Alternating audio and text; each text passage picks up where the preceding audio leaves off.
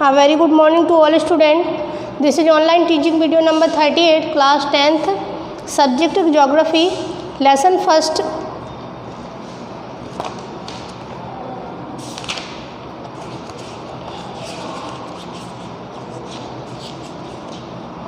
Resources and development. Previous video में हमने देखा था रिसोर्सेज के टाइप्स देखे थे, ओरिजिन की बेस पे, एग्जिबिलिटी की बेस पे, basis of ownership and on the basis of state of development. इसके आफ्टर हमने जो रियो डी जेनेरियो में अर्थ समिट हुआ था 1992 में, इसको भी डिस्कस किया था। अब हम करते हैं आज discuss land conservation of resources. तो आप समझते ही होंगे कंजर्वेशन ऑफ रिसोर्सेज मतलब रिसोर्सेज जो है उनको कंजर्व करना, सुरक्षित करना, यानी कि हमें ऐसे यूज करना है इनको कि जो फ्यूचर जनरेशन है वो भी इनको यूज कर सके, है ना। जैसे हमने वाटर आपको बताया, इसके अलावा आपका फ्यूजल्स फ्यूल्स हैं, ये कैसे लिमिटेड है। अगर हम इनको रेगुलरली यूज करेंगे तो ये वन डे हमारी अर्थ से फिनिश हो जाएंगे और जो फ्यूचर जनरेशन है इसका यूज़ नहीं कर पाएगी। तो हमें इनको इस तरीके से यूज करना है, कंजर्व करके रखना है कि आसानी से जो फ्यूचर जनरेशन है उसको वो क्या कर सके, यूज कर सके। अब नेक्स्ट आता है आपका लैंड रिसोर्सेज। लैंड रिसोर्सेज यानी कि भूमिगत संसाधन क्या होते हैं। हमें पता है कि land is the important factor of production. जो लैंड है वो आपका इम्पॉर्टेंट फैक्टर माना जाता है प्रोडक्शन का। किस तरीके से कि लैंड पे ही जितने भी आपके काम है, जैसे आपको हाउस बिल्ड करना है, रहना है, तो हम कहाँ पे रहेंगे, लैंड पे ही रहेंगे। तो इम्पॉर्टेंट फैक्टर माना जाता है। और जो अपना एरिया है लैंड का वो कितना है, 3.28 स्क्वायर किलोमीटर है। तो 3.28 मिलियन स्क्वायर किलोमीटर है। और अगर हम बात करें कि यहाँ पे जो प्लेन एरिया है वो कितना है, 43% है आपका लैंड एरिया। 43% कितना है आपका, 43% लैंड एरिया है, जिसमें यानी कि हम क्या करते हैं, यानी खेती वगैरह करते हैं। इसके अलावा और इंडस्ट्रीज़ हैं। और इसके अलावा जो 30% एरिया है टोटल सरफेस का, उसमें क्या है आपका रिवर्स हैं, प्लेट्यूज़ हैं। और 27% जो एरिया है उसमें आपका प्लेट्यू रीजन्स आता है। और इसमें क्या है, आपकी मिनरल्स हैं, फॉसिल्स फ्यूल्स हैं और फॉरेस्ट है। तो ये आपका एक डायग्राम है, उस डायग्राम के थ्रू आप देख सकते हैं इसमें।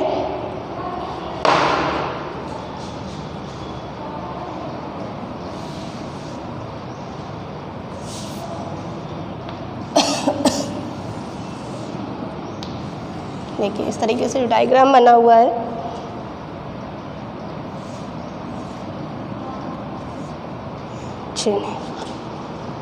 जो 43% है आपका, इसमें आपके क्या है, प्लेन्स हैं, मैदान है। और 30% में आपका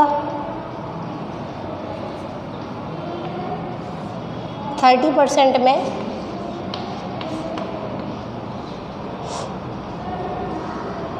माउंटेन्स हैं। क्या है, 30% में आपके माउंटेन्स हैं। और जो 27% ये आपका आता है, इसमें प्लेट्यूज है। ओके, तो यानी कि पूरी तरीके से फ्लैट लैंड नहीं है, कहीं पे माउंटेन्स हैं, कहीं पे रिवर्स हैं, कहीं पे प्लेट्यूज हैं, कहीं पे फॉरेस्ट हैं, तो है ना। तो पूरी तरीके से हमारा कहा जाए कि जो लैंड एरिया है पूरी तरीके से अगर एग्रीकल्चर के लिए सूटेबल नहीं है। कहीं पे पर्वत है, मैदान है, जंगल है, और उसमें भी कल्टीवेटेड लैंड आती है, अनकल्टीवेटेड लैंड है, कहीं पे पास्चर्स है। यानी कुछ जगह जो पड़ी है वो किसके लिए पड़ी है, चारागाह के लिए पड़े, जो पशु हैं उनके लिए पड़ी हुई है। और जो लैंड है हमारे पास, यानी कितना बताया मैंने, 3.28 मिलियन स्क्वायर किलोमीटर है।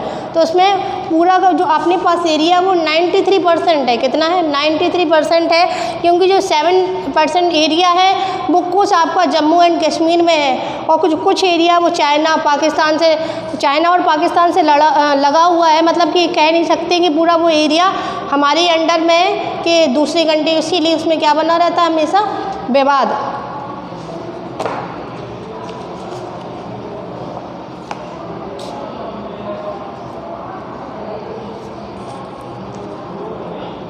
अब कहा जाए कि जो हम अपनी बेसिक नीड्स पे सबसे ज़्यादा किस पे डिपेंड है, लैंड पे ही डिपेंड है, क्योंकि लैंड पे ही हम क्या कर रहे हैं, एग्रीकल्चर कर रहे हैं। एग्रीकल्चर और जो खेती होती है उसी से हमें खाने के लिए अनाज मिलता, पहनने के लिए कपड़े, रहने के लिए मकान, सब चीज़ें हमें किससे मिल रही हैं, लैंड से ही मिल रही हैं। सारी चीज़ें हम किस पे ग्रो कर रहे हैं, अपने लैंड पे ही ग्रो कर रहे हैं। तो मेनली हम डिपेंड किस में है, लैंड। तो land is the important factor, land is the important factor.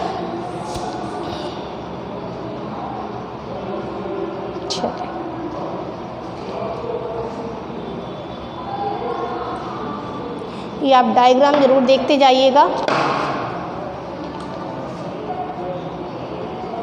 चलिए,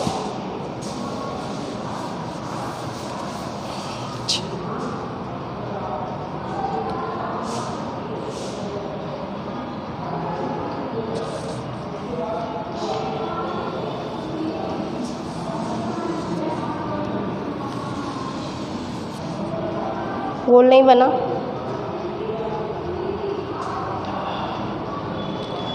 चलिए देखते हैं। वाटर को हम कौन से कलर से शो करेंगे, ब्लू, यानी कि जो वाटर डिग्रेडेड एरिया है वो हमारे पास कितना है, तो 56% है। यहाँ पे क्या है, 56% में आपका वाटर एरिया है। और फॉरेस्ट डिग्रेडेड एरिया आपका कितने परसेंट है, 28% है। कितना है, 28% है। इसके आफ्टर 6% में आपका स्लेन एंड एल्काइन लैंड है, 6% में। और नेक्स्ट जो 10% एरिया बढ़ता है, विंड इरोडेड एरिया है। ये कैसा है, विंड इरोडेड एरिया है, यानी कि इस तरीके से सबसे ज़्यादा क्या है, वाटर जो है, वाटर इरोडेड एरिया है। तो अब नेक्स्ट आता है आपका स्वेल। अब लैंड में अगला फैक्टर क्या लेंगे हम, swell. Swell is also an important factor है, और it is a natural resource. क्या है, इट नेचुरल रिसोर्सेज में आता है। और यहाँ ये this is the medium of plant growth and support different type of living organism, यानी कि प्लांट्स को इसी से सपोर्ट मिलता है। और जो छोटे छोटे कुछ जीवाणु हैं वो भी किस में, अपनी स्वेल में ही ग्रो अप होते हैं। Soil is a living system. कैसा है, living system. It takes millions of years to form soil up to a few centimetre in depth, यानी कि स्वेल की फॉर्मेशन में काफ़ी समय लगता है। ऐसा नहीं कि एक दिन में स्वेल बन जाएगी, काफ़ी समय लगता है। लॉन्ग टर्म के बाद कुछ सेंटीमीटर जो है स्वेल बनती है। रिलीफ किससे बनती है, बेड रॉक, क्लाइमेट, वेजिटेशन में काफ़ी सारा समय लगता है स्वेल को बनने में। और स्वेल के जो हैं कई कलर होते हैं, जैसे आपकी कलर है, थिकनेस है, टेक्सचर है, और कई चीज़ें हैं स्वेल में। मतलब एक सी स्वेल नहीं होती, कहीं पे ब्लैक स्वेल है तो कहीं पे रेड स्वेल है, कहीं पे लैटराइट स्वेल है, यानी स्वेल के भी कई टाइप जो हैं बताए गए हैं। जिसमें सबसे ज़्यादा जो आपकी फर्टिलाइज स्वेल मानी जाती है वो आपकी एलुवियल स्वेल है। एलुवियल स्वेल में डिफरेंट काइंड्स ऑफ क्रॉप्स जो हैं वो ग्रो अप की जा सकती हैं। तो और चलिए देखते हैं एलुवियल सोइल के बारे में। जैसे पता है कि जो एलुवियल जो आपका नॉर्थन पार्ट प्लेन्स हैं वो काय से वो बने हुए हैं, आपके एलुवियल सोइल से बने हुए हैं। और ये किससे लाई, हिमालय से जो रिवर्स निकलती हैं उससे लाए गए जो मिट्टी है जो रिवर्स के साथ में बह रही है, बह के आ रही, उससे बना हुआ एरिया है ये। तो हिमालय से कौन कौन सी रिवर्स निकल के आती हैं, the Indus, Ganga and Brahmaputra, these rivers originated from the Himalaya. तो these soils also extend in Rajasthan, Gujarat through a narrow corridor. कहाँ कहाँ से पाई जाती है इस तरीके, राजस्थान में भी पाई जाती है और आपके गुजरात में। Alluvial soil is found in the eastern coastal plain, particularly in delta तो पता ही है ना, जो स्वेल के माध्यम से जो बह के आती है स्वेल, जो एक वो लैंड एरिया बन जाता है उसको हम डेल्टा बोलते हैं। तो कौन कौन सी जो नदियां हैं वो डेल्टा बनाती है, उसमें महानदी है, Godavari, Krishna and Kaveri. Which rivers form delta, question आ भी सकता है। तो Mahanadi, Godavari, Krishna and Kaveri rivers makes delta. और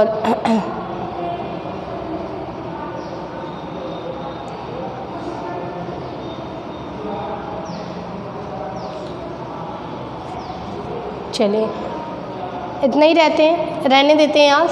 कल जो स्वेल वाला ये जो चैप्टर है, स्वेल जिसमें पार्ट्स बताए गए हैं स्वेल्स को, ये हम कल ख़त्म करेंगे। आज इतना ही रहने देते हैं कि पता है हमें स्वेल्स के टाइप्स भी पढ़ेंगे, जिसमें आज हमने आपको एलुवियल स्वेल के बारे में बताया कि this is the most fertilised soil, और ये जो है किससे बनती है, हिमालय से जो रिवर्स निकल के आती हैं। हिमालय से कौन सी रिवर्स निकल के आती हैं, गंगा है, इंदुस है और ब्रह्मपुत्र है। और कौन सी जो रिवर्स हैं वो डेल्टा फॉर्म करती हैं, तो इसमें आपका महानदी, कृष्णा, गोदावरी और कावेरी रिवर्स जो हैं डेल्टा बनाती हैं। और अपने यहाँ पे सबसे ज़्यादा फेमस डेल्टा कौन सा है, सुंदरबन का डेल्टा है ना।